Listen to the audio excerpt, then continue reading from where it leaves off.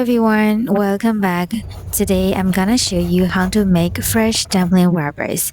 And pan frying dumplings right at home is gonna be delicious and fun all at the same time. Alright, so let's get started. So first we're gonna make a dough with the pizza dough. I'll show you two different ways to make dumpling wrappers. So first add 320 grams of all-purpose flour into a large mixing bowl.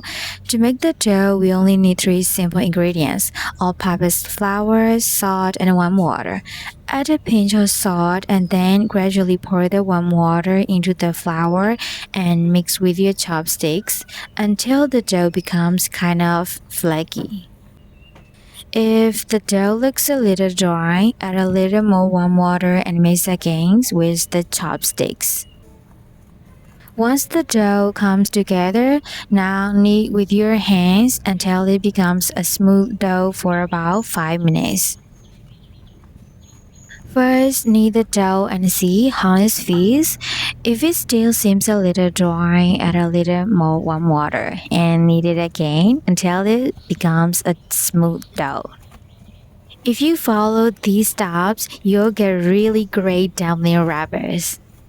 Alright, the dough is nice and smooth now. We're gonna wrap it in a plastic wrap and let it rest for about 45 minutes.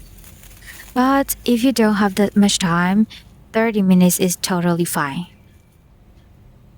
Alright, after 45 minutes of resting, let's take the dough out of the plastic wrap and we're gonna knead it again until it's nice and smooth, another 3 minutes. After kneading it well, we're gonna lightly dust our work surface with some flour before rolling out the dough.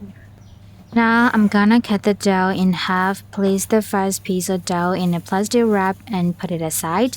We're gonna continue to work on the other piece of dough. For the first method, I call it regular rolling method. So first, we're gonna roll the dough into a long log and cut the dough into small pieces using a knife. For medium-sized dumplings, aim for dough pieces about 12 to 40 grams, which is about 1 tablespoon. Now dust the work surface with some flour and cover the small pieces of dough with the flour.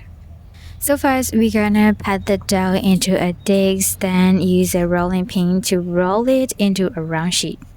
Make sure the edges are nice and thin when you roll them out, that way your dumplings will turn out even better. If you want your dumpling wrappers to be perfectly round, just use a round cutter or a cap to cut them out. I'm using a cap, just any round cap that you can find in your kitchen. And then we're gonna cut it into a dumpling wrappers. Let's just do it one more time. First, we're gonna pat the dough into a disc and use a rolling pin to roll it into a round sheet, and using a cup, cut it into a dumpling wrappers. It is easy to make, right? So just repeat the same steps and continue making the rest of the wrapper. Alright, after cutting the dough in half using the regular method, cover one half with a damp cloth so it doesn't dry out. So let's make the number 2 method. So this is a really creative idea, and with this cutting method, you can make a lot of dumpling wrappers in a very short period of time. I'm gonna cut the dough in half, place the first piece of dough in a plastic wrap and put it aside. And then pat the dough with your hands into a disc, a larger disc. Now we're gonna use a rolling pin to roll it into a large and thin sheet.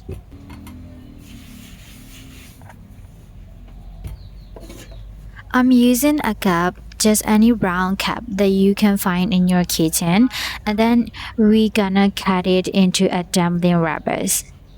With this leftover dough, you can knead it into a dough again, and then from there you can roll it into a large sheet, and you can still use this cutter, cut it into wrappers again.